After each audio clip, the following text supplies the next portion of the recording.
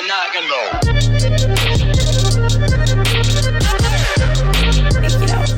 Stress reliever and gave me energy and everything. You want to go ahead? Yeah, well, we can get started. Sometimes we'll just do the intro in between conversation. Okay, but, if you want to do that. keep Well, continue. I realized for myself, I got so good at finding what worked for my body, right? In terms of like eating for fuel and then like what types of workouts were like really effective.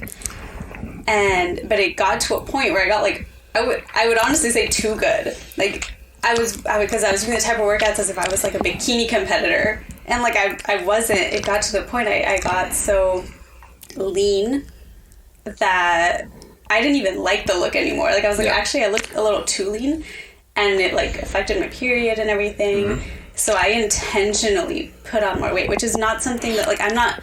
I know you look at me and you're like, oh, you're someone who's naturally lean. Yes, but I'm not naturally like, you know, have this cut. Right, exactly. Yeah.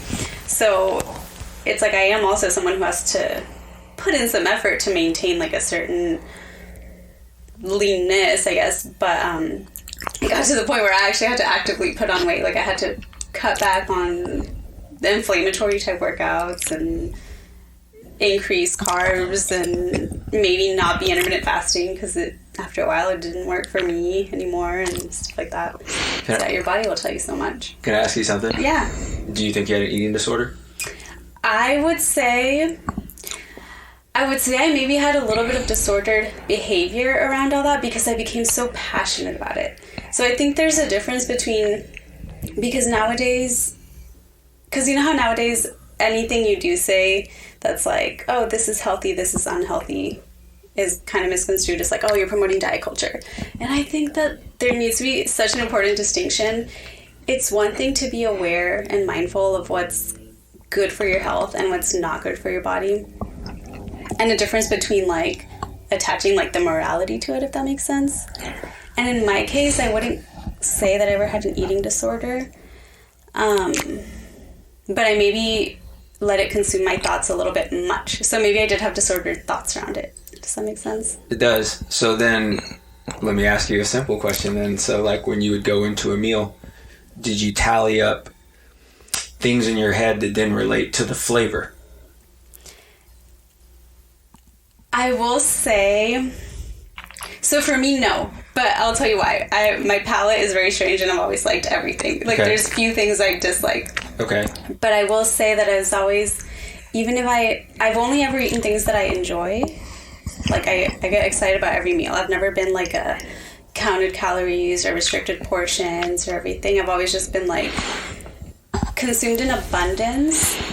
But I do think that I maybe attached like, oh, this is also fairly low carb and like very nutrient dense and like I was always subconsciously thinking this is good for me because of this, and I didn't, put too much of this because that's not as healthy. Like I think I was definitely attaching some morality, and I definitely worked through that by honestly being like, you can stop thinking as a nutritionist all the time. Like when I would notice that I was overthinking it, I was like, I'm probably subconsciously like making this meal unhealthier by overthinking it. So I had to just kind of like let go. And part of that was like challenging my own rules, because I tell people like, what's really helpful is like, always pairing your carbs with a protein or a fat or a fiber so that your blood sugar doesn't spike as much, or maybe doing like a light 5-minute stroll after a walk to also regulate that blood sugar, or maybe not eating too heavy of a meal too late at night so that,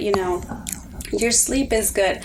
I started having to like challenge my own quote unquote rules, like little by little, like not going for a light stroll after a walk and be like, screw it. Like if my blood sugar spikes, it's going to spike. But like that was kind of the way that I started to detach those thoughts from like my own behaviors. And it's so worth it. I think that a lot of times, like whenever we start adding labels of like good versus bad or like wrong versus right, like I think that does a lot of damage to us anyways. Definitely. Because even from the idea that like your body listens, right? And if you're like, oh, this is wrong, then immediately it's going to find a way to like, okay, so I need to prove that this is wrong. So let me spike this and let me do this just because it's trying to prove you right. Like your brain's always trying to prove you right more than it wants to be correct. Right. I mean, more than it wants to be healthy, it wants to be right. Like that's just the way it is. I heard that there was a study that came out recently, and I'm sorry because I don't know where and who and what, but I heard about it, that they give two groups of people the same milkshake, and they told one like, oh, this is like a very indulgent sweet milkshake, and they told another group like, oh, here's a healthy smoothie with, maybe it's like a chocolate flavored protein powder, but it's like a healthy smoothie. It was the same exact thing.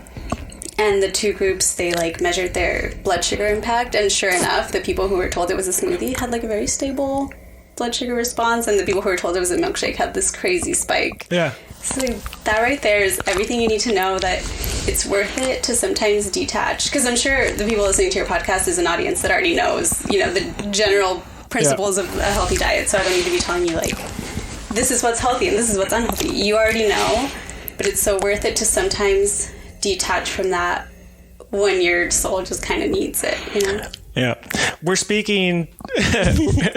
Oh my God, that's a great segue to what we're doing. But we're speaking to Lizy Suris. Yes. Right? Did I get that right? I was a little nervous about saying that, but she's a holistic nutritionist, and we met about a year ago at. It was during part of our Hdyh Health Festival last year at Native. She came into an event. I think it was Maddie doing her her panel that event, and so she was there. So she was there, and that's when we first met. And it's almost been a year, and we're about to do our festival again, and so now we're here talking about nutrition and health, and I'm so excited to meet with you. But we are talking about nutrition today for the most part, and we're probably going to get into gut health, we're probably going to get into vitamins, we're probably going to get into lifestyle, and we have Nurse Doza as well. We're going to speak about all the fun things, and she's got an IV going, but yeah, let's get this party started. I'm Tex-Mex Yogi. The epigenetics that you were talking about before said it changed your whole diet after that. So when you were transitioning over to, I guess you were saying detaching yourself from your old ideology, if you said epigenetics really influenced you, first of all, what are epigenetics for people who don't know? So epigenetics is essentially the concept that your diet and lifestyle, toxic load, etc., will actually affect how your genes are either turned on or turned off, and you are actually able to pass that on to your future generations, so your kids, their kids, their kids after that, which is such an interesting concept because the proof is in the pudding, I would say. Like, I feel like for our generations, maybe our parents, it's normal for them to start getting sick at an older age, maybe in their 60s, they get diagnosed with high blood pressure or something, whereas nowadays it seems like every child has a nut allergy or a mental, like ADHD is rampant or something like that. So the reason I say it changed my ideology is I've always been very health conscious. My family's Hispanic, and so in that culture it very much is, everyone does focus on nutrient density and everything. So I always was like, yeah, I'm into a healthy lifestyle, but I had it backwards. I thought a healthy lifestyle meant choosing the 100-calorie pack, and a granola bar was a healthy, snack, and what other types of things? Getting a turkey wrap was a really healthy lunch. Basically, like anything that was like the lighter, lower calorie option. What other kinds of things? Diet, this and that. So when I learned about epigenetics, I realized that me being healthy, first of all, I was approaching it in the wrong way. Like, I realized that's when I kind of learned to take more of an ancestral type of approach. So, quality animal meats and organ meats and nose to tail, if that's your thing, or yes, vegetables, broths, stuff like that. So I realized I was like, instead of taking the approach of, oh, take out the Oreos, take out the chips, it was like, okay, what can I bring in that's healthy for me? That was a big mindset shift. Second to that, what suddenly made it so easy to stick to this for long enough until it became a habit, was thinking, this is for my future kids. I was nowhere near thinking that I wanted them yet, but I was like, I know that one day I want kids, and so I'm doing this for my future kids. And suddenly it was bigger than me, bigger than what I looked like. But like we were saying, it kind of came as a side effect that, yes, I lost a bunch of inflammation. My body composition even changed, even when that wasn't my goal. And that's what I kind of that's why I think it's so important to empower people with the knowledge. Why everything doesn't have to automatically be misconstrued as like diet culture when you're trying to teach somebody what's nutritious and then what's, more harmful to them. But yeah, did I answer? Yeah, you did actually. So the epigenetics, when I really like the way you worded the turning the genes on and off.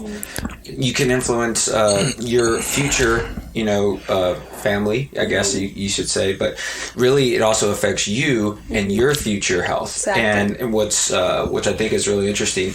You brought up a good point about women. They sometimes don't necessarily think about the reproductive cycle until it's too late. So imagine if a woman's trying to be fertile, they tend to think, okay, now I'm going to get my body ready. And it might be that they just made this mindset change right now, and now they're saying I'm actively trying to get pregnant. But before that mindset change, their lifestyle might have been in disarray. Right? Like you said, the Oreos and all that. And it's funny because you look at that now and you probably think like, oh, there's no way that you eat Oreos, right? Like, there's no way that I'm going to eat Oreos today. But you say at one point. But they're vegan.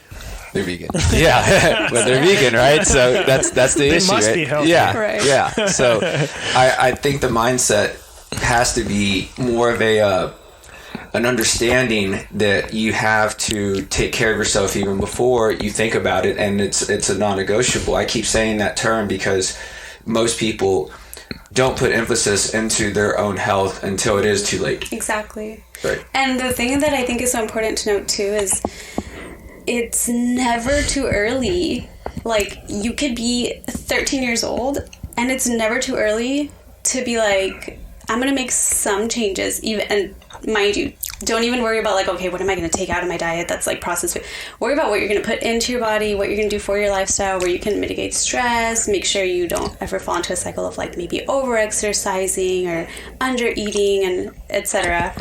It's never too early to start thinking about your fertility, because in our current society, pregnancy prep is, okay, let's say I'm ready to start having kids in 1 year. So 6 months from now, I'll stop my birth control pill and start taking a prenatal vitamin. Yep. That's literally what and I can tell you most of my clients who are trying to go about that, they're the ones who have already been referred to an IVF specialist, and if they're just patient enough and stick with me and learn to trust their bodies and go about it by maybe we increase their nutrient density in their diet. A lot of times it's increasing their calories. A lot of times it's doing everything like what they were used to doing to maintain a certain like lean physique. A lot of times it's actually like undoing that for this phase in your life, increasing the carbs. Don't be afraid of sugars. Like, don't be afraid to eat breakfast, even if it's, not your, eating window you had before. Don't be afraid to gain some weight right now. Don't be afraid to like lower the intensity of your workouts. And it takes a lot of time. Well, it also, because people, fertility issues show up in our clinic very often. And I feel like you can change it pretty quickly because we adapt. Like, as humans, we adapt pretty well. But the mentality has to be right, because on the other end, like, people have, or women have been on birth control since they're 13, and then like they're 30 trying to get pregnant, or 35 trying to get pregnant, and they just got off a birth control 6 months ago, and your body's like, what the hell? Like the communication's completely different, right? The hormones don't know what's going on, right? Because now it's like, I can actually talk to the brain straight myself, instead of like having this blockage from like from the birth control, And then it's like, I always refer to it as like communication is key to a friendship, right? Mm-hmm. And so if you've been blocking communication, if you've been blocking hormones, and all of a sudden you're trying to be a friend with your body, there's got to be a trust to be built first. Yeah. And you can gain trust pretty quickly. Yeah. Right? Like you can meet someone and be like, oh, I trust this person right away. But it also has to be innate, and mm-hmm. there's got to be some work put into it. And I think along with that, I think a big thing is yes, trusting yourself. And like I said, it's hard for a lot of women to make these changes because even if they're like, okay, I'm motivated to get pregnant, I'll, increase my food intake if I was undernourishing or whatever it is. It's a lot of times they still subconsciously resist it so much. And so you just have to remind yourself every day, I'm doing this for this. I'm doing this for this. And I was going to say, we do see a lot of people who do come off the pill and get pregnant right away. Of course. Yep. Of course that happens. But just remember, like, if you need a little bit of extra push of, like, it's never too early to start making the changes, to get off the birth control, etc., if this is your goal,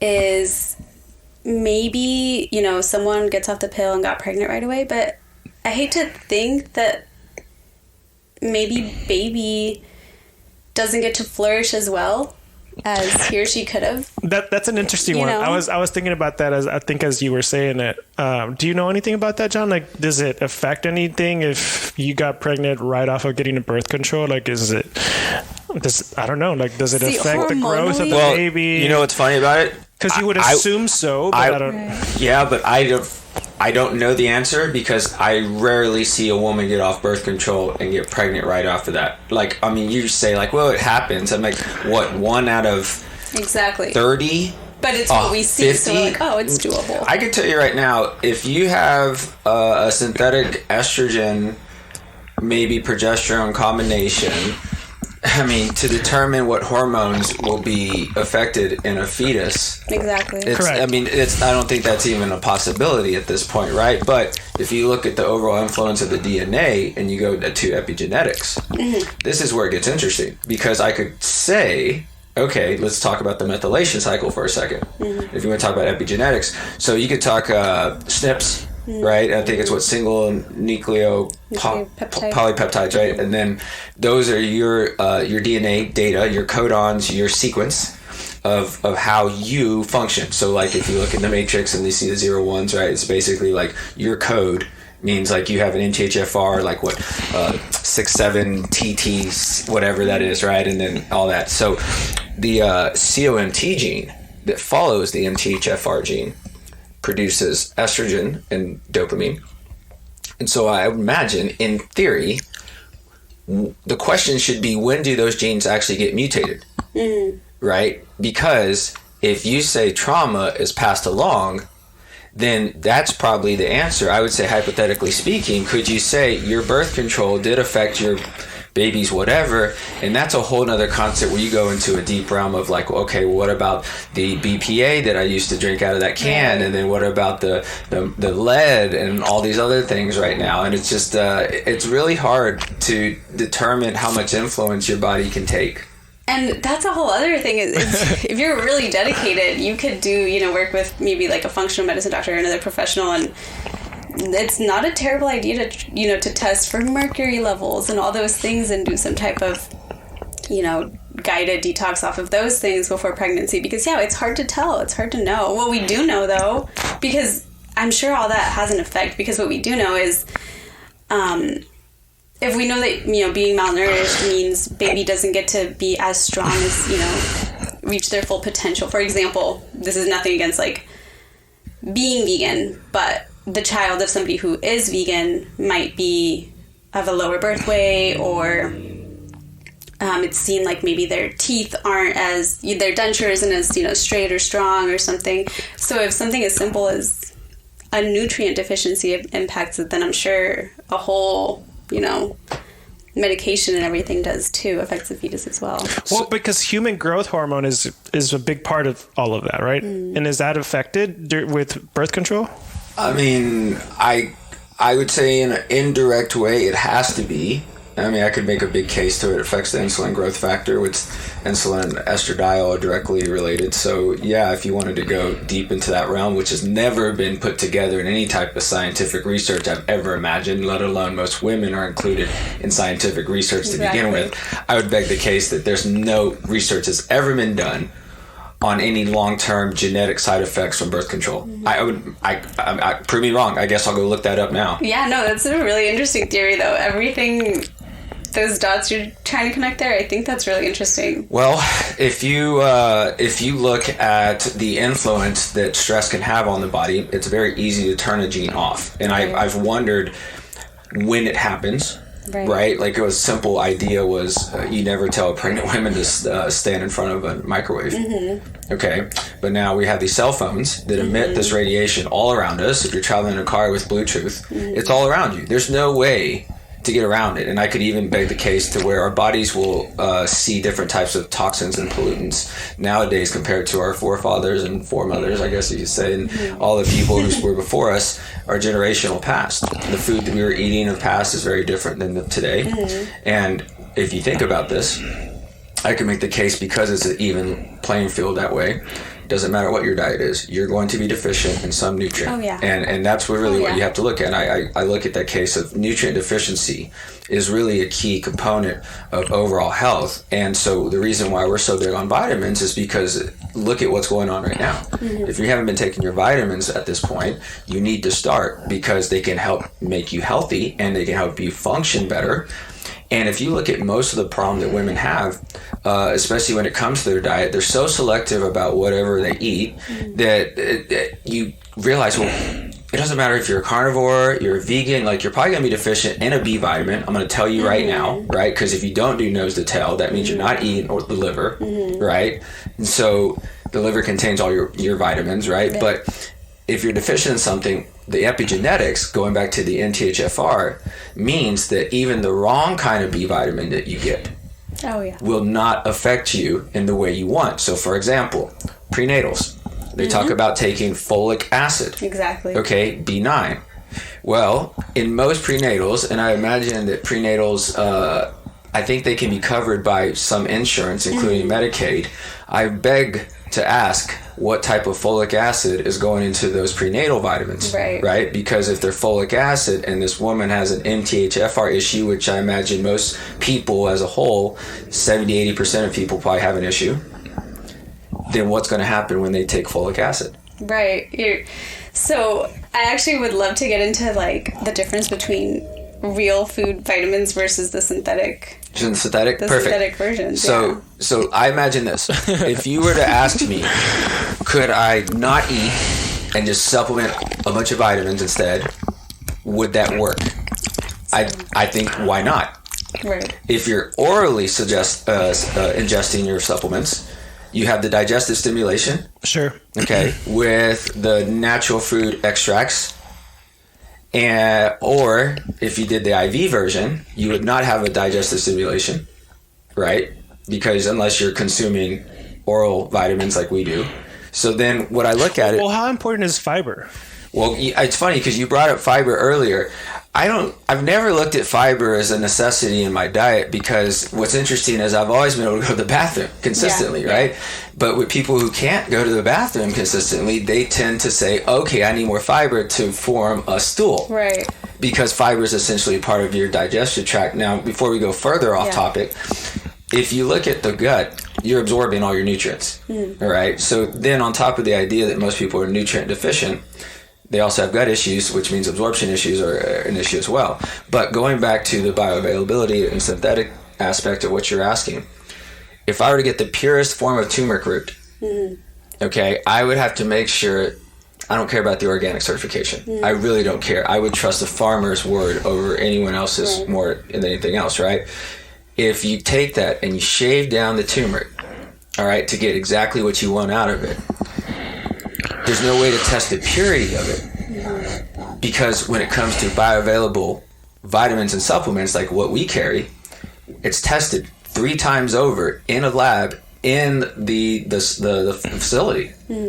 and you see the purity, right? Like percentage wise, this is what it says it is. It is curcumin extract. Right. That's what we want. So the truth is, yes, you can eat raw foods. I have no problem doing it. But the truth is, if you were to say, let's take the bioavailable form that we really want, the curcumin. If I say, okay, I shaved it down, and now I'm telling you right now, there's a bunch of curcumin in this powder, maybe residue, resin, something like that, or like frankincense is the same approach. Then I say, okay, cool. Well, I would test it against our supplement in a lab. Not just any lab, serum labs, blood work labs, right? Because then I can tell off the lab work what it's doing. Is it reducing, increasing, whatever it's supposed to do, right? And if you came to me and said, all right, I'm going to get all my stuff from my food, let's do it, fine. We will show in the labs. And right now, there's a handful of people that actually have a really good, healthy, nutrient-dense lifestyle. The problem is, it's knowing what you need more of due to your genetics and epigenetics. That's how I have to look at it. And even epigenetics, because even lifestyle factors that you're not even aware of, you know. Exactly. Like stressors. Maybe you live in a moldy apartment, you're not even aware. Like, but you think like, oh, but I'm eating such thing, or I'm taking such exactly. I'm covered. And it's weird because most people, I know it's so weird to say, well, I do everything right and blah, blah, blah. But here's what we'll hear in the clinic. People will come in and the first thing like a lot of people want to say is they want to lose weight. I've tried eating better. I've tried every diet. I've tried every workout, just what? Why can't I lose weight? And I'm like, well, you're inflamed. Why am I inflamed? Well, I don't know. Let's go through your lifestyle. And then you go through everything they're doing. Are they exposed? I mean, right now we're sitting in all these lights. Right. I mean, right now. So this is natural, right? No, it's not. This is, artificial. But some people in their lifestyle, they get up first thing in the morning and they never see sunlight. I know. They go straight into an office. Well, they used to, I guess. But they stay at home now and they don't go outside, maybe. Yeah. If they don't go outside, the sun charges you in a way to where it can maybe turn off those genes that have been mutated, which is incredible. Yeah. I mean, imagine if you told people like, hey, it's a possibility, if we're throwing everything hypothetically speaking out there, could we increase the potential of our genes and our epigenetics by simply getting sunlight exposure? I would say the consensus answer is yes, 100%, right? Oh, yeah. You would say your genes would get healthier if you got more sunlight. I would say your entire life is going to change before your eyes if you get sunlight for just 4 minutes every morning. 4 minutes a morning. Do it. 4 minutes a morning. Is this hard to ask people to get for it? I mean, is this too much to ask? You would be shocked. That's what I'm saying. It is. It is surprisingly hard, especially with daylight savings time right now, right? Because you get up and it's a little bit early. But no, it is very hard to get people to do two things. One, not look at their phone when they first get up in the morning. And two, get sunlight. I mean, beg the question to see if their bare feet would touch the ground in the morning. Even harder. That's even harder because then they have to go outside in the cold, in the hot, in the foggy. All my feet are going to get dirty. I'm going to track in mud. People have a mud room for crying out loud, right? Like, what? I haven't heard about this. There's a mud room? People have mud rooms? Yeah. It's like the part of your house where you walk in, you take off your dirty shoes, and you put your umbrella there and your jacket. Yeah. Interesting. Yeah. But no one's out there getting muddy. Well, that's the thing is no one's tracking that in, and so what's in okay, go back to the gym we were talking about. So I work out barefoot. I love it. Is it on it by any chance? No, it's not on it. Oh, okay. It's Squatch. I've never been, but I've seen it on. Totally should go. Okay. Love it. Yeah. For anyone in Austin, Squatch Fitness. It is the best gym. It's amazing. I love it. I work out barefoot, and it's great because I've walked to get in there. You're walking through the asphalt, the dirt, and then you get in there, and then they have artificial turf, and then they have this really cool place to do ice baths, like your own troughs. Yeah. And then it's a wooden plank, so my foot feels all these different textures. Yeah. In the morning. Yeah. And it's cool because then in the patio, the sun's shining down. I'm in the ice bath. And then they have this little pond, right next to. I mean, yeah, you're just seeing. You're killing every bird. Right? And it's just it's incredible because this is serenading my soul. And I feel that. Right? This is the thing. And I tell people, yeah, maybe you can't do the ice bath or what, but here's the thing. If it made you feel better, could you spend 4 minutes of your time going outside what will happen is after a month, it turns into 10 minutes. Mm-hmm. And then you look forward to it. Love it. My husband one time was like, because I have this thing for a sunrise walk. It doesn't always have to be like the actual sunrise. It can just be, when the sun is still, not noon. And I also love a sunset walk. Like, I love a morning walk and an evening stroll. Well, that's also when the sun's the most nourishing, I believe. Right, actually, it is. That's what I was reading about, like how sun gazing around sunrise and sunset is how you can get enough energy to levitate. Well, it's funny because I read the opposite of that. You don't want to do it around the 2 hours sunrise, sunset, because that's the highest intensity of the sun. So you'd want to do it like in the middle, which is harder to do because imagine daytime, there's all the smog if you're in the cities and all that, especially if you're around like the northern hemisphere. Yeah. But are you talking about sun gazing though? Like so we talked about levitating. Okay. One of the ways that we've read about it is sun gazing can apparently do something that helps you get there, and I don't know what it is just yet. Correct. That's where we're at right now. But I don't recommend anyone. I don't recommend anyone right now going out there and looking into the sun with their eyes because we don't know what's going on with it. But it just tells you about the power of the sun. No, it's the most power. So that's what we're saying. I know that right now to somebody it may seem overwhelming to even take the 4 minutes of their day to go and look outside at the sun, whether it's a stroll or whether they just stand in their backyard barefoot on the grass or whatever it is. But I promise you will become hooked. My husband one day was like, Lizy, I don't want to say it seems like you're obsessed. And I was like, I don't have a problem with that. I'm obsessed because it makes me feel so amazing. Like, this is my addiction. I'm okay with that. Yeah. I promise you'll be hooked. We wouldn't have life without the sun, so. Exactly. It's the most powerful thing we have. And if you do like John and combine it with one or two other things that get you going, like for me, in my apartment complex, it's actually very hard to find a place to get grounded and like go barefoot because it is a lot of cement. It's very uncomfortable. It's like a really rocky, like it hurts your feet. Yeah.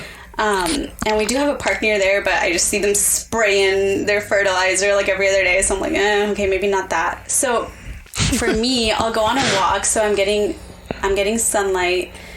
I'm getting movement and kind of getting the creaks out of my body, by the time I'll usually brush my teeth and drink water before I go out and do that.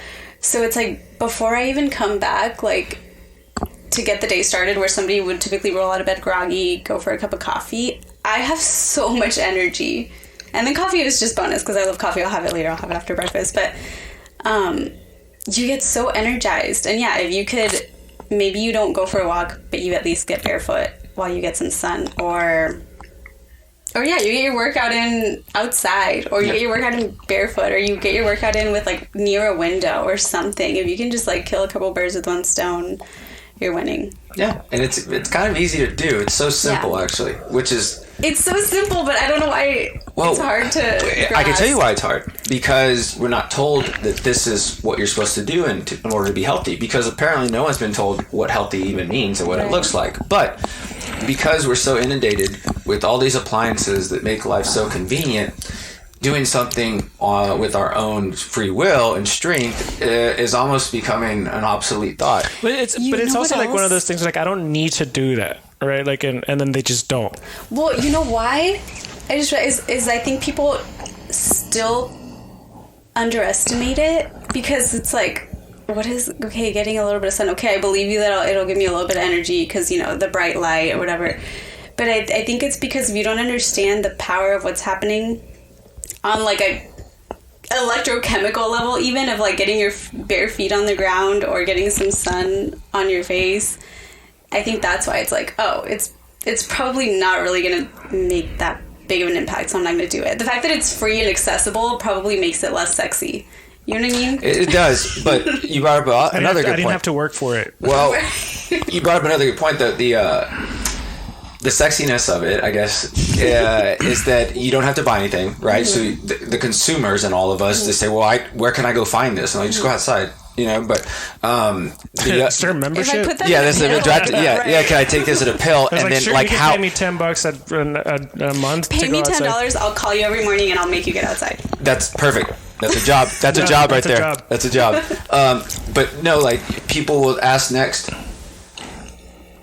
people will ask next, like, what is it that I need to do, and how many times a week do I have to, do I feel it right away, and how long is this going to last for? Like, those are the follow-up questions for, like, what are my side effects? And so we've been trained to think that way, and it's not really sexy to just be like, no, you kind of just have to wait to feel the difference. Like, it might even be subtle. Like, you might not just start falling asleep in the afternoon and you just don't realize it because you have the energy. But people want a certain kind of energy. They want a certain kind of feel. They want to feel energized, right? They want to feel rejuvenated. They want to feel empowered. And they think this is a physical feeling of bolt of lightning just going through their body, I guess, that makes them jump out of bed and makes them say, I can face the day without coffee, and I can be alert all day, and then I can talk to everyone I need to, get everything done, and then I can go to bed at the right time, wake up, and do it all over again. And it's just, there's too many stress factors that come into play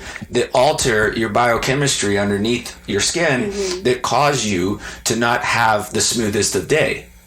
And whenever we would tell someone, like, hey, if you wanted to change your life, it's not going to take 30 days. We always said that it's not a 30-day challenge, but people love 30-day challenges. It's a very beginning and tell me, and then I can stop, right? No, it's not that case. Imagine you tell someone it's a 1-year challenge, right? That's what I think is the best way. That's what I'd like to do. Right, 1 year. Give yourself 1 year of doing all this to make a new habit for 1 year. And if you did it for the health benefit of, something going on with you, your brain, your heart, your liver, just overall energy, right? You would notice it. You'd never go back. You would especially notice it. Say that it was such a subtle change for somebody that they didn't notice it, but then when they stopped doing it, they would notice it. Yeah. I can tell you in the last year, there were probably 2 situations where I was not able to get outside. Even if it's a cloudy day, it still works, there were probably 2 situations where I was just not able to do it. And I can tell you the whole entire day I was groggy. And I was just like in a mood. I just was low energy. It's just, I don't know. Maybe this is just the conversation people need to hear. To be like, okay, I'm going to trust. People don't know how good it feels to feel good, because it's people's norm to feel very mediocre, and that goes back to the vibration thing. Okay, so you said you walk outside and the sunlight and all that's not sexy, but what's interesting is people want to feel it work. If you put your bare foot on the ground, that electrical charge that you were talking about, it happens to where you naturally sync with the earth frequency. And that's what people don't realize too. When you're out in nature, the frequency that the inertia Earth has, basically, that gives us, the feedback system that makes us thrive. There's solar frequency that's going into us, that's raising our vibration, and then there's also the ground energy that's coming up through our feet, that's also grounding us and rooting us. Like, and literally, yeah. If you put your butt on the ground and you will root, and what will happen is this magnetism that basically attaches to the base of your tailbone, and then it goes through your nervous system all the way to your brain. And if you have the sunlight coming down as well, facing your third eye, you open up the pineal gland, and it activates the release of things of serotonin, melatonin, and DMT. Yeah. And for everyone who thinks that, like, when someone talks about grounding, it's just this, like, spiritual thing, or like, oh, I'm grounding, like, as a meditative thing, which it's a great meditative thing. It's literally, even ask an electrician. Like, it's not grounding. That's funny. It's not like that's funny. It's true. That's true. I like that. I really think people usually think it's like, okay, they're going. Well, it used to be hippie stuff. It used to say hippie stuff, but now it's woo. That's the term, right? Yeah. Well, anything that is electric needs to be grounded, or else it's going to go haywire. But that's just electricity 101. But we're made of electricity. Correct. Exactly. And that's all we really are, right? And that's the thing that people don't understand. Like, and our like cells are also working on an electrical chemical. Your brain controls, right? And it's all just electrical signals, right? Like, communicating neurons are basically electrical signals. Yeah, that's it. So it's going to go haywire if you're not being grounded, which haywire in ours, in a human body, means anxiety, not depression. feeling focused. But I could say it means more than that. It is burnout of your nervous system, which is adrenal exhaustion, which is sympathetic mode. That's really what happens. If you're in sympathetic mode all the time, it's flight or fight. You're on edge. And the thing is, with the nervous system, you have the vagal nerve that goes into all your organs that causes them to either increase or decrease. And if you're living in that motion, there's a that's the crazy thing. That overrides genetics. Your nervous system will override genetics. That's how incredible and powerful it really is. Because if you have certain genetics, it doesn't mean you're going to have that happen to you. Let's say you're at risk for diabetes or Alzheimer's, right? Doesn't mean it has to happen. Your lifestyle and the way that you respond to your stressors will cause your nervous system to go into a sympathetic flight or fight mode, which causes the overusage and overworking of things like your heart, your brain, your liver, your pancreas, and your gut. If that happens, you go into burnout mode, and then what happens is all your hormones and your neurotransmitters that makes all those things work and sync with each other, they die off. And if you have nutrient deficiency, you have nothing that contributes to the direct production of hormones and neurotransmitters. So your communicational pattern, if it's a gut issue, shuts down to the brain. And what will happen is you can't poop, right? That's one sense. So it's a way to say you're too much in stress mode. You're like, I can't poop. And people look at constipation and say, oh, it's my fiber. Oh, it's, that's an issue. I'm like, no, it has nothing to do with your fiber. Don't mess with my poop. If you want to talk about fiber, just like a super quick note on fiber, because fiber is such a topic, because people love to love on fiber or hate on fiber. And I think you can be extremely intuitive about your fiber, because it's so bio-individual, and that's just my thoughts on that. Yeah, I get that. I get that too, but some people can do well on no fiber if they're consuming, collagen-rich foods. I did make a note to do some more research on fiber, because I ran into on the stress on Sim Land's new book, which is what is it? This is Stronger by Stress. There was something he mentioned on there about fiber is not even it plays no part. Fiber is honestly one of the last things I think about. And so I was like, well, I need to do more research, because, we know it from breakfast, right? The whole thing about have breakfast was definitely a marketing tool, but and I definitely eat breakfast now because I stopped my eating window in the morning. But it's not because I want to have breakfast, but it's more because I want that to be my eating window. And the idea that fiber is so important, I'm thinking that's also because what is a food lie? Correct, right? Because what does most fiber come from? Is it corn? Is it I would probably say wheat? Starchy vegetables. Yeah. But the thing is, it's whenever you find fiber you bars, get wheat, carb, these are all wheat corn. Or especially now with the more lower carb ones, they're usually coming from GMO. But you can, so it's cheap to produce. It's very cheap to produce, and it's also a byproduct. You guys are talking about fiber supplement?